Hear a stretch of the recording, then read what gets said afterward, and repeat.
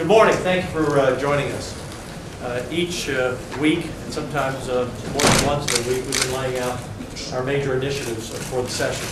And today we want to talk about education. 148,000 students approximately today are trapped in 297 school campuses roughly across our state that have been failures for more than 2 years. At a later date, we're going to talk about in-depth school choice as we're continuing to work through that process.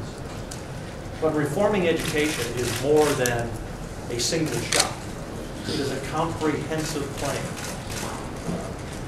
that takes in every area of the state, takes in every student, every parent, every teacher, because of our roughly over 5.5 million students are in schools, public schools, charter schools, homeschool, private schools. There is not one size to fit all. Last session as Chair of Education, I was proud to serve with the senators on that committee and the senators and work with the House, and we passed major reforms. You'll recall HB 5 was a major reform bill that I believe passed unanimously, 181 to nothing between the two houses. There were other bills that moved out of committee or out of the Senate or maybe out of the House that did not get to the governor's desk. They're very important. This session, we tapped Larry Taylor, Senator Larry Taylor, to be our Chair of Education. Public education is a passion of mine. The future of Texas depends on us reducing the dropout rate, making sure every student is prepared for career or college. And that begins with making sure every student can read by the 4th grade. And we've already put nearly $100 million in our budget, our base budget, to look at reading and math academies and start the students on the right path. So with that, we have a long list of bills this session. These are just some of them. Again, we'll be talking about school choice, pre-K at a later date specifically.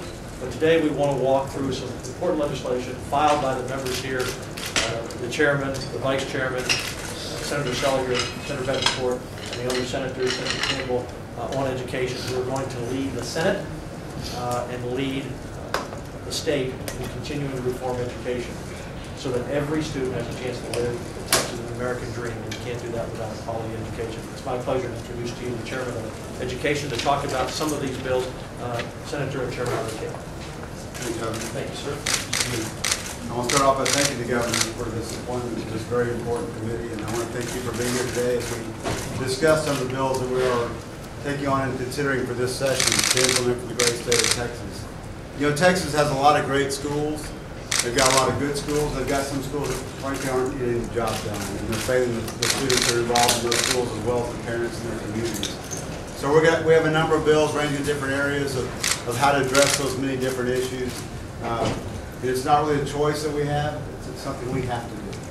If we want Texas to remain the leader that it is in this great country, we must continue to lead in education. And I agree with Governor Abbott that we could do a lot better in Texas, and we will do a lot better. And this is just the start. But we have a number of bills I want to talk about today. We're going to roll out. And I'm glad to have members of the committee here with us today, as well as the members who are carrying bills in this committee, and in the support of them, as well as many others. And I think it's important to know and to recognize that education is not a partisan issue. Education affects all Texans, Republican, Democrat, Independent, whatever. And frankly, our students demand more than partisan bickering over education. And our role in that committee is to listen to all sides and bring everybody together. And I'll just tell you, I see my role in this committee process and moving education forward is looking for opportunities. We already have innovative districts that are out there leading and doing great things with innovation and processes and policies and how they run their campuses. And we also have others that are innovating in technology. And we need to, frankly, unshackle them at the state level and let them continue to lead in those ways and blaze the trails for others to follow.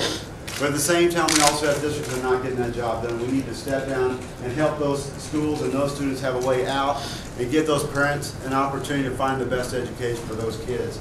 And so we'll be talking about a number of things. But just today, let's talk about a few of the bills we're working on. First of all, A through F. We passed that last session. A through F for districts. Well, we need to have A through F for campuses. Everyone in this room knows the difference between an A and an F when you're talking about education. It's very clear. The C is right in the middle, right? We all know that. Where is acceptable? Where is exemplary, obviously, it's pretty easy to tell. But it needs to be more clear. And frankly, people within that district and those campuses particularly need to know. There may be a district with a great rating overall, but has some campuses that are not doing well. This will help highlight those campuses and put pressure, frankly, from the parents and for the district to do something about those campuses. Because if you've got a great district, if you're losing kids in one campus, that's not acceptable to the state of Texas. We'll be working on A through F. We're also working on workforce development. Senator Perry has a bill working on workforce development for our state, building on what all we did in House Bill 5 in last session. Provides for a college and career readiness course for all 7th and 8th graders to expose them to current endorsements and distinguished graduation plans, career choices in their region, and the education needed to achieve those careers. And that's important for their region. We can't have a one-size-fits-all when you have a state the size of Texas. It is a very big and diverse state, and we need to have education that matches the needs of those regions. So we're not trying to pass one deal that does the same. Even in House Bill 5, we gave flexibility to the local districts working with our community colleges to design a plan that works for those students in those areas. In my area in particular, we had the jobs available today. We need to have that skilled workforce. So Senator Perry, I appreciate that. His bill also provides additional credit, flexibility for students to take dual credit courses in community colleges, which is a great innovation, fairly recent in education, where kids are literally, or some of them are graduating with an associate's degree at the same time they get their high school diplomas. That's an amazing thing. And like I say, our leading districts are already moving forward in those types of things. He also extends the ability to compete for state funding for career tech labs and equipment to school districts who partner with community colleges. The community colleges working with our schools is a great way to spread our resources and make it go as far as we can without a whole lot of extra dollars, because they can work together and make those dollars that we have stretch as far as they can, and frankly, get the biggest bang for the buck that we can. I'm also carrying the bill Parent Empowerment. If you're the parent of a child in a school district that today has been failing for 4 years, you have to wait to the 5th year before you can do something about it. All this Parent Empowerment bill does is allow the parents to petition. If over half of the parents of a child in that school petition that district to say, we want something done, we want it done now, they only have to wait 2 years of failing district. Now think about it. If you're in elementary school, 5 years is your whole elementary school career. And frankly, if it takes 6 years, that's half of your public school career in Texas. That is too long for kids to suffer in a system that's not working in that particular school. This gives a much more immediate response and lets the parents have an opportunity to be empowered to take an active role in changing that district. I'm also, as part of the 21st century education I see for our whole system, we have to go more towards online availability and course availability for our students, digital learning, frankly technology, but I have a bill specifically for online and digital learning, which will increase access for all Texas students to approved online courses and programs. We right now have a limit of 3 online courses for students. Limiting kids in today's world to 3 online courses, I think it's a little bit dated. It was dated last week. It'll be even dated more by the end of the school year. That's how quickly things are moving in Texas. We also need to repeal the requirement that students must have been enrolled in a public school before taking online courses. Why? Are all these people not taxpayers in this state? Why are they not having access to online courses, which has got to be the most inexpensive way to provide an education? We don't need those kind of artificial barriers to our students wherever they are in the state of Texas. And it also removes a prohibition against all new full-time online schools. Why do we want to squelch innovation when it's happening all around us? These are things that we need to move on.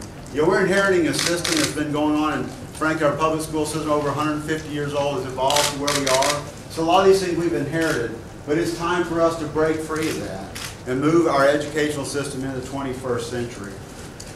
Senator Seliger has a bill for teacher quality. Even with all this innovation and technology and online, you still have to have a great teacher in the classroom to get the best education possible. You have to train that teacher in how to use those tools so they can get more out of it. But we must have good quality teachers. His bill creates a teacher development framework to connect teacher appraisals, professional development, career advancement, and compensation. Puts those all together. It requires annual appraisals for teachers and aligns professional development to the teacher's specific needs. It also enables districts to design teacher compensation for teachers based upon their professional standards, eliminating the step schedule that bases salaries only on the number of years of service. Now, who thinks a teacher's obviously a better teacher if they taught for 10 years versus 2? We all know that that's not true. We've had some fairly new teachers become teachers of the year, and we've had some old teachers that are biding their time. So we need quality teachers. We need to reward that. We need to seek out the best and reward that, and that way you will get more of the best because they'll seek that opportunity and see that opportunity for them to advance in their career. I thank you, Senator Seliger, for that. We also have the last thing I want to talk about today is the Opportunity School District. I talk about districts that are failing across the state. This would be a statewide Opportunity School District. Senator West also has filed a bill in this area. We'll be working with him along these lines. But this establishes a turnaround district for the whole state that can manage campuses that have received failing ratings for 2 or more consecutive years. So we can have one district that takes in all the hardest of the hard.